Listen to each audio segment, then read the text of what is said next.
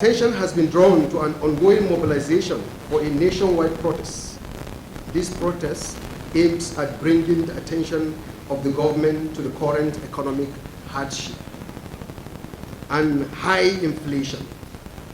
The planned protest appears to be as if it is steered by the masses who have been hit the most by the worsening economic hardship.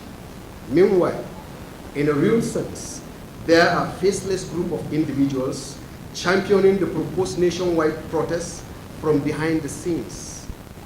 This group of individuals can go to any length to set the country on fire and to make the country ungovernable at the expense of lives and property of innocent citizens because they do not get what they thought was their due in a Tinubu presidency.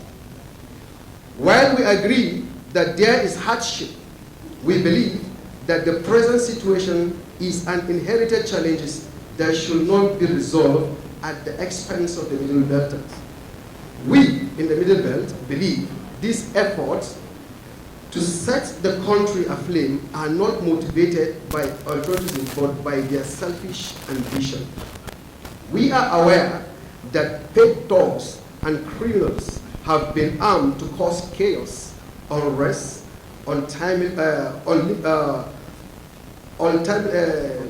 ultimately destroying lives and property. Consequently, we wish to state unequivocally that all Middle Belters should stay calm and stay away from this planned protest that will destabilize our peace. We explore a better approach to communicate our thoughts on the current economic setback. Our premise for calling for this boycott is to the security of our people, the Middle Belters, especially our countless rural dwellers who suffer incessant massacres from militia groups. While we acknowledge President Tinubu's effort to clean up the damages of the previous administration, we urge him to continue to be more equitable, particularly to the Middle Belt ethnic nationalities. We assure that we will never partake in destroying this effort to recover Nigeria. Those planning the protest have humongous funds to mobilize, misinformed, and push innocent citizens to occupy the streets of Nigeria with hidden agenda to cause violence, disruption. Having said that, we exhort the president to get back with his team to craft sustainable ideas that are capable of making life livable for Nigerians across the length and breadth of our country. If the present team is unable to deliver, the president should handhold those who can.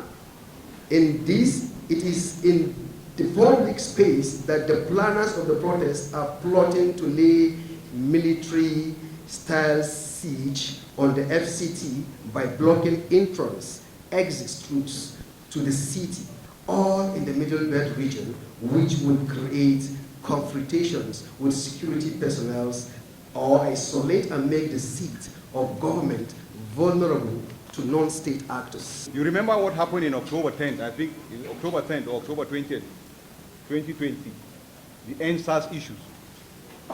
The whole thing was hijacked by hoodlums that were part of the government that put us in the mess that we're in today.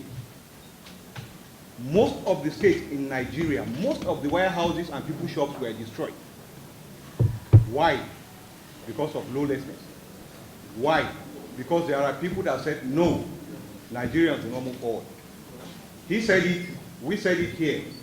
Before this press conference, we went around the 14 Middle Belt states, Abuja inclusive, seeking people's opinion on the proposed protest.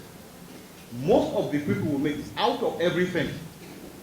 8 to 9 people will tell you, no, we are not going to be part of this.